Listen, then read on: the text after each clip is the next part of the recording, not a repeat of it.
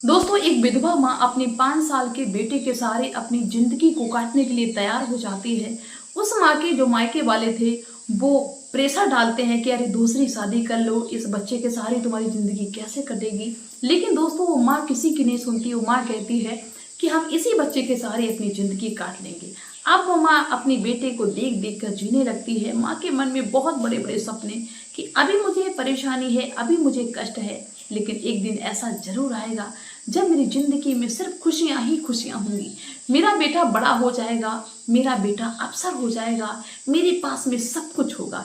इसी सपने के साथ में वो माँ मेहनत मजदूरी करती है और अपने बेटा को अच्छे स्कूल में पढ़ाती है। दोस्तों, उस माँ के पास में छोटा सा जमीन का टुकड़ा था। उस टुकड़े में थोड़ी सी खेती कर लेती थी माँ, थोड़ी सब्जियां उगा लेती थी और दूसरे के घर में नौकरी करती थी। ऐसे वक्त गुजरता जाता है। दोस्तों, वो जो बेटा था उसका नाम रंजीत था। रंजीत जैसे ही कक्षा 10 की और कक्षा 12 की परीक्षा को पास कर लेता है, वो अपनी माँ से कहता है कि माँ, अगर मेरे पास में पैसा होता तो हम शहर में पढ़ने के लिए चले जाते। अगर हम शहर में पढ़ाई करते तो हमारी नौकरी बहुत जल्द लग जाती। वो माँ कहती है कि बेटा चिंता ना करो, हम पूरी कोशिश करेंगे तुम्हारी फीस को अदा करने के लिए, तुम जाओ शहर में पढ़ो जाके। दोस्तों, माँ क्या करती है कि माँ के पास में चांदी की कड़ा जैसे थे हाथ और पैरों के, माँ उन चांदी की कड़ों को बेच देती है और उनसे जो पैसा मिलता है वो माँ अपने बेटा को दे देती है कि जाओ बेटा, इससे तुम पढ़ाई करो जाके, और जितना भी हमसे हो सकेगा, मेरे पास जितना भी पैसा आता जाएगा हम तुम्हारे पास में भेजते जाएंगे। दोस्तों, रंजीत शहर चला जाता है और वहीं पे पढ़ाई करने लगता है। 2-3 साल दोस्तों रंजीत शहर में पढ़ाई करता है। इसके बाद में एक दिन रंजीत अपनी माँ के पास में गाँव में आता है और रंजीत अपनी माँ से कहता है कि माँ, मेरा मन है कि हम अमेरिका में जाएं, क्योंकि मेरी पढ़ाई पूरी हो गई है और अमेरिका में हम जाएं और वहीं पे कोई काम हम शुरू करें जाके, और जैसे ही मेरा काम अच्छा चलने लगे वैसे ही हम तुमको भी यहाँ से ले जाएंगे। लेकिन माँ, सबसे बड़ी समस्या ये है कि मेरे पास में पैसा नहीं है, हम कैसे अमेरिका में जाएं। तब वो बूढ़ी माँ कहती है कि बेटा मैं क्या करूं, मेरे पास में तो अब कुछ नहीं बचा है, अब तुम ही बताओ हम पैसा कहाँ से लाएं जिससे तुमको हम अमेरिका में भेजें। तब दोस्तों रंजीत कहता है कि माँ, अपने पास जो जमीन का टुकड़ा है उसको बेच दो, उससे जो पैसा मिलेगा उसी से हम अपना सिस्टम सारा अमेरिका में बना लेंगे, और जैसे ही हमारा सिस्टम बन जाएगा हम तुरंत तुमको यहाँ से ले जाएंगे। दोस्तों, माँ ने खुशी खुशी अपने बेटा के लिए वो जमीन का टुकड़ा बेच दिया और जो भी पैसा मिला अपने बेटा को दे दिया।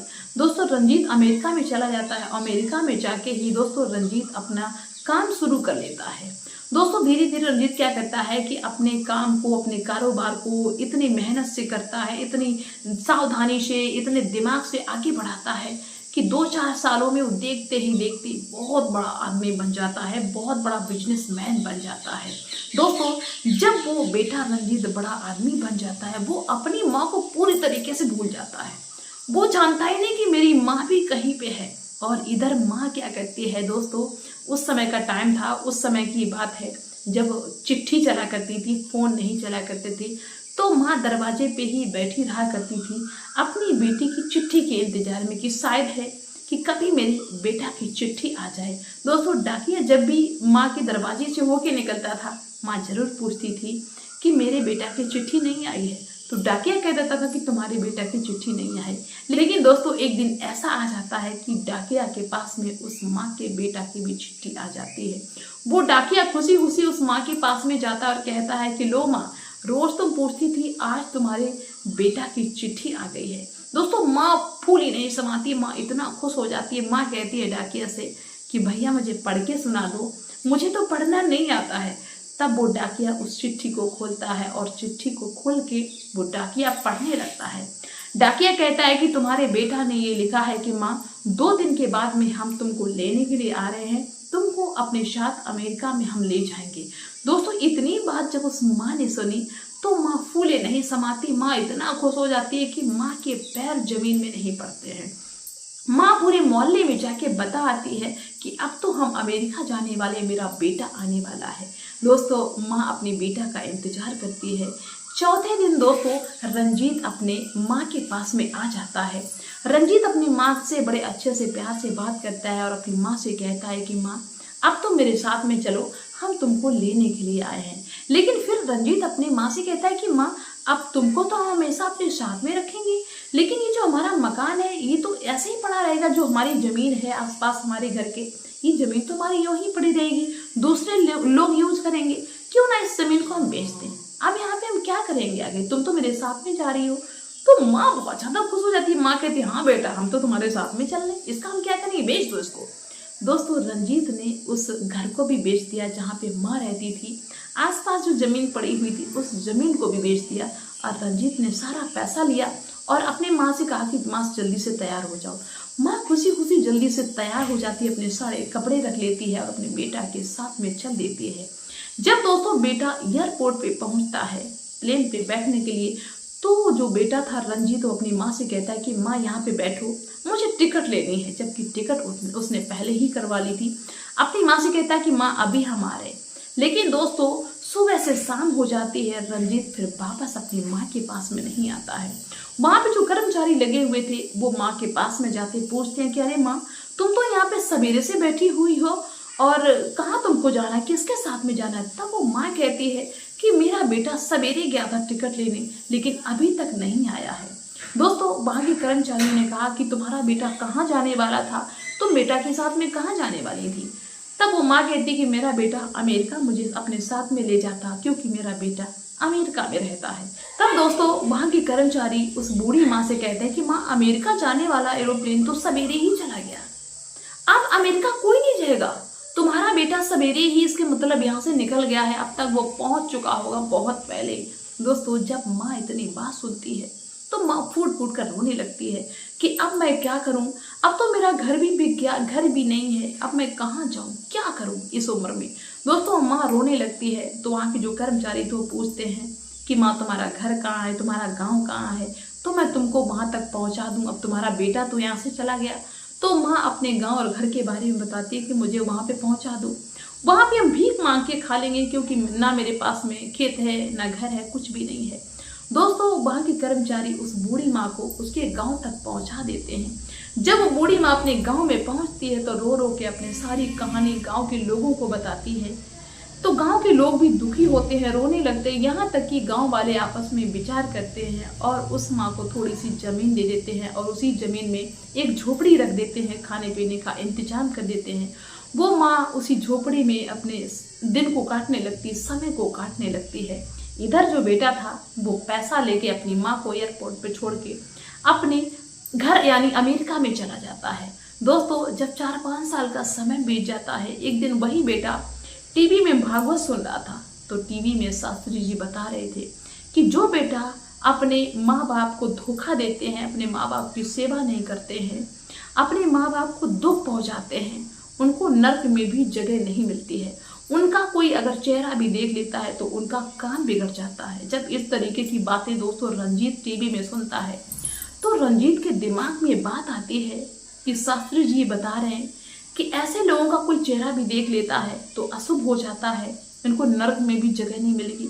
लेकिन मैंने अपनी माँ को तड़पते हुए अकेले एयरपोर्ट पे छोड़ दिया, मेरी माँ का क्या हाल हुआ होगा, मैंने ऐसा क्यों किया, मैं कितना खराब बेटा हूँ। दोस्तों रंजीत का जमीर थिकाने लगा और अगले दिन रंजीत भाग खड़ा होता है अपने गांव के लिए और जैसे ही अपने गांव में आता है गांव के लोगों से सलाम करता है, राम राम करता है।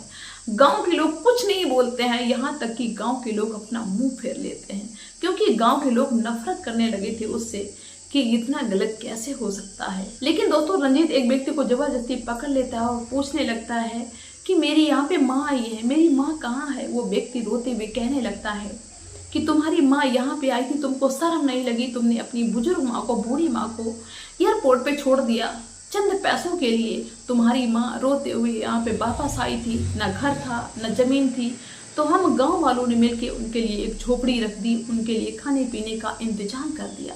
रंजीत कहता है तो मेरी माँ है कहाँ। तो उस व्यक्ति ने कहा कि तुम्हारी माँ की 2 साल पहले मौत हो गई है, वो दिन रात बस इसी सोच में मर गई कि मैंने अपने बेटा के लिए क्या नहीं किया। दोस्तों इतनी बात जब रंजीत सुनता है तो फूट फूट कर रोने लगता है। उस व्यक्ति ने इशारा किया रंजीत से कि जाओ वो सामने जो झोपड़ी रखी हुई है वही तुम्हारी माँ की है। दोस्तों रंजीत भागता हुआ अपनी उसी माँ की झोपड़ी में पहुंच जाता है जो गांव के लोगों ने बनाई हुई थी। झोपड़ी में माँ का बिस्तर पड़ा हुआ था पुराना, और उस बिस्तर से चिपट के रंजीत रोने लगता है। सारा गांव वहां पे इकट्ठा होता है, सारा गांव इस नज़ारे को देखने लगता है। दोस्तों, जब रंजीत अपनी माँ के बिस्तर को पकड़ के रो रहा था, उसी बिस्तर पे एक पत्र लिखा हुआ रंजीत को मिलता है। सारे लोग तमाशा देख रहे थे। उस पत्र को जैसे ही रंजीत पढ़ता है तो और भी दहाड़े मार मार के रोने लगता है। दोस्तों, उस पत्र में उस माँ ने लिखवाया था कि बेटा, हम जानते हैं कि तुम मुझे अपने साथ में क्यों नहीं ले गए। बेटा, मेरी दोनों आंखें फूटी हुई हैं, मैं अंधी हूँ। तुम्हें शर्म लग रही होगी कि अंधी को हम कहाँ अपने साथ में ले जाएं। वैसे भी अंधे लोगों को देख के लोग कहते हैं कि अशुभ हो गया, मेरा काम अब नहीं बनेगा। लेकिन बेटा, तुम नहीं जानते हो कि तुम्हें दुनिया दिखाने के लिए मैं अंधी हो गई हूँ। जब बेटा तुम छोटे थे, खेल रहे थे, उसी दौरान तुम्हारी आंखों में गिल्ली डंडा लग गया था और उसी की वजह से तुम्हारी दोनों आंखों में समस्या हो गई थी और तुम्हारी दोनों आंखें खराब हो गई थी। डॉक्टर ने कहा था कि इनको अगर दूसरी कोई आंखें डोनेट कर सकता है तो ये ज़िंदगी भर देख सकते हैं, वरना ये तुम्हारा जो बेटा है ये ज़िंदगी भर के लिए, हमेशा के लिए अंधा हो जाएगा, दुनिया नहीं देख पाएगा। उसी दौरान मैंने अपनी दोनों आंखें तुम्हें दे दी थी, अपनी दोनों आंखें डोनेट कर दी थी और मैंने डॉक्टर से कहा था कि मैं अंधी रह जाऊंगी, लेकिन मेरी आंखें अगर मेरे बेटा को लग जाएंगी, मेरा बेटा दुनिया देखेगा, बेटा के सहारे हम भी दुनिया देख लेंगे। और तब से बेटा हम अंधे हो गए, सिर्फ तुमको दुनिया दिखाने के लिए। इतनी बात दोस्तों जो भी सुनता है, आसपास जितने भी लोग खड़े होते वो भी रोते हैं। रंजीत भी फूट फूट के रोने लगता है और कहता है कि माँ, मुझे माफ़ कर दो, मुझसे बहुत बड़ी गलती हो गई है। लेकिन अब माँ है नहीं तो कौन उसकी पुकार को सुने, कौन उसका रोना देखे, कौन उसका रोना सुने। तो दोस्तों, जीते जी अपने माँ बाप की कदर कर लो, मर गए तो रोने से क्या फ़ायदा है। जब जीते जी उनको सुख ना दे पाए तो मरने के बाद में चाहे भंडारा करवाओ, चाहे अखंड करवाओ, उसका कोई मतलब नहीं होता है। माँ बाप हमारे लिए जितना कर सकते हैं उतना शायद है कि दुनिया में कोई कुछ नहीं कर सकता है। तो आप लोगों का क्या कहना है, मुझे कमेंट्स में अपनी राय अवश्य रखना है। मिलते हैं फिर नेक्स्ट वीडियो में, तब तक के लिए बाय सभी को।